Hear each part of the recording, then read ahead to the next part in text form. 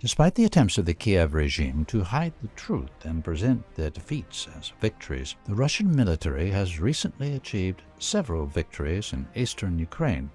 After fierce battles along the entire front line in the Donbass region, the joint Russian-led forces pulled the Ukrainian units out of several settlements in different areas.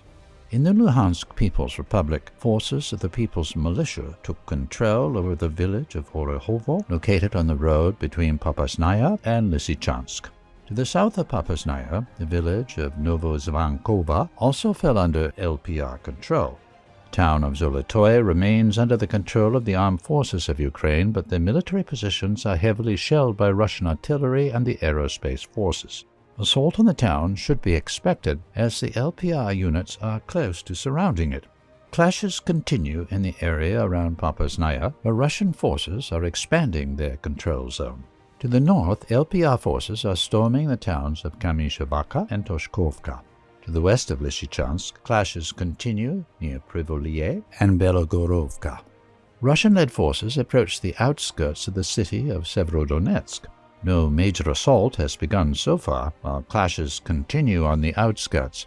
According to LPR military officials, the AFU grouping of about 15,000 to 16,000 servicemen is deployed in the Severodonetsk-Lysychansk region. To the west of Severodonetsk, Russian-led forces pull the AFU units out of their positions in the area of Liman. The DPR People's Militia claim control over the village of Drobyshevo. In the Donetsk People's Republic, the village of Novosilovka, second, located less than 10 kilometers north of Avdiivka, is also under the DPR control. Roads leading to the AFU strongholds in Avdiivka are already under the fire control of Russian-led forces.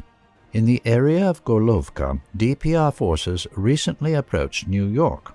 The assault of the town continues. In the Zaporizhzhia region, positional battles continue. No advances are reported by any of the warring sides after the AFU failed to counterattack the Russian military a few days ago. The Russian Ministry of Defense revealed the details of the offensive operation of the AFU, which took place on May 14th near the village of Vishnevoe. 2 Ukrainian battalions were involved in the operation. As a result of strikes by Russian UAVs and artillery, 26 tanks and 12 infantry fighting vehicles were destroyed. About 100 Ukrainian servicemen were killed. Another defeat of Kiev's forces was the surrender of Ukrainian servicemen, including members of nationalist battalions from the Azovstal plant in Mariupol. According to the lies of the Ukrainian President Zelensky, the surrender is another successful operation carried out by the Ukrainian military and intelligence officers. While the AFU advance in the Kharkov region was stopped, there is reinforcement of Kiev's positions in the border areas with Russia. Territorial defense units are being transferred to the settlements of Borovka, Grabovskoye, Slavgorod, and Pavlovka in the Sumy region.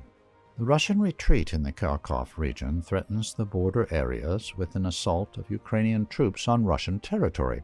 Such an offensive would distract the Russian army from the military operations in Ukraine and would become another big victory of the Kiev regime in the media. The armed forces of Ukraine are constantly supplied with foreign military equipment. They also outperform Russian-led forces in manpower on various battlefields. The Kiev forces are looking for some weak points of the Russian defense, preparing to deliver a crushing blow. So far, they have not achieved success on the main front lines in the Donbass.